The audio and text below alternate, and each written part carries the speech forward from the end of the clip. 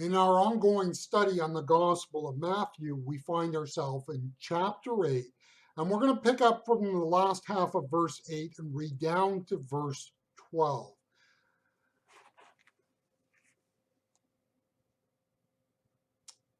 Merely say the word, and my servant will be cured.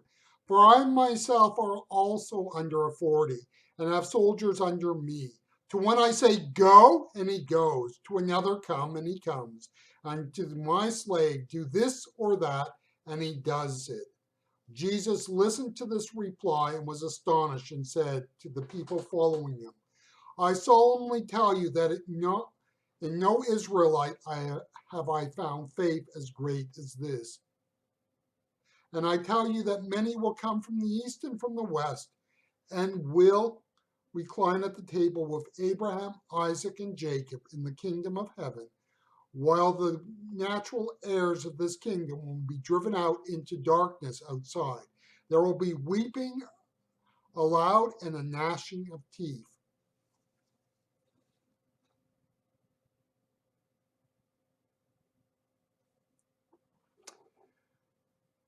We have said this man was a centurion. Now, the fact that he was a centurion allows us to have some details about this person that we can kind of begin to flush out a little bit more of who this person was.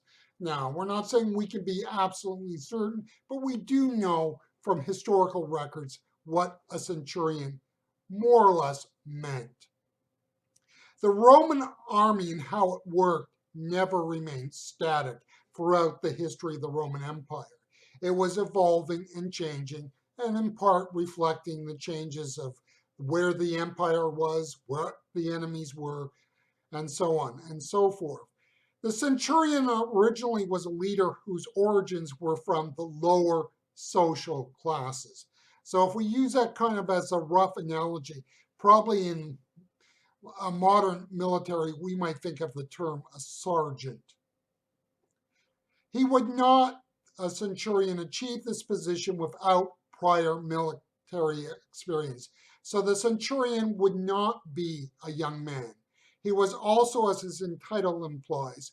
Now, step back and think of centurion and think of another related word in English, century, and you get a rough idea of what a centurion means. A centurion meant a leader of 100 men.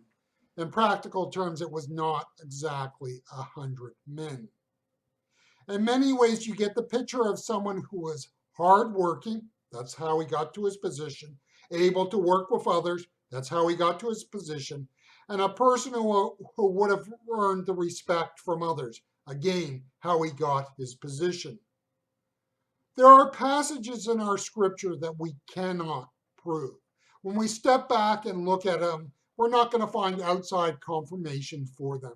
We have to look at the passage of scripture and say, does this line up with what we know in terms of history and human experience?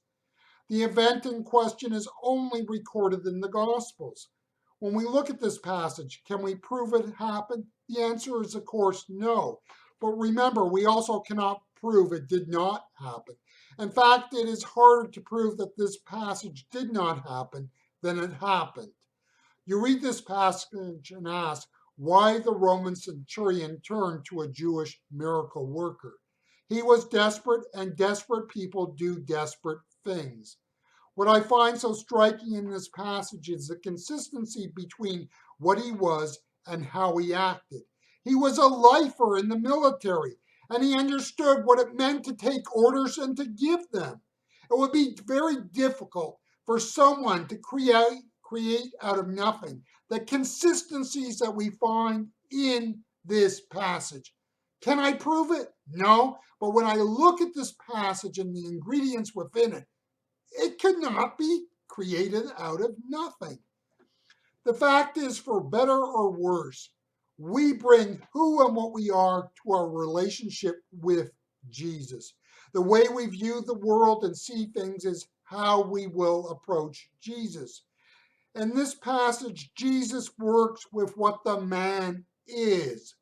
This is a broad principle, which is that there is not one type of person or temperament that is best suited for being a Christian.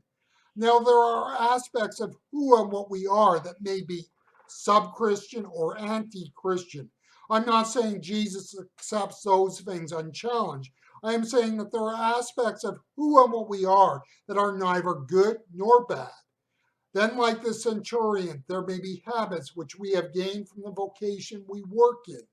The centurion brought all of who he was to Jesus, and Jesus took what was there and worked with it to accomplish his purpose. I believe at the times the church can be guilty of trying to make all Christians of one type. In other words, we want Christians to be of one type of personality. We understand that there are differences. Think about it for a moment. If you are introverted by nature, you may not be the one that is best sharing of the faith. If you are extroverted by nature, you may not be the person who is best suited to coming to learn how to get away and spend time in quiet and solitude with God.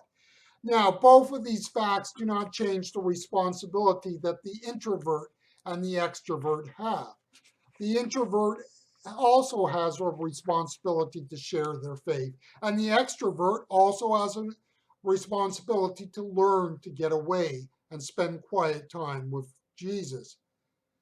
It is the will that is ultimately important, not the abilities, the talent, the personality, or the temperament. God can and will work through us. It is the will. The centurion was willing for Jesus to work and move in his life, and Jesus was thus free to work in and through his life.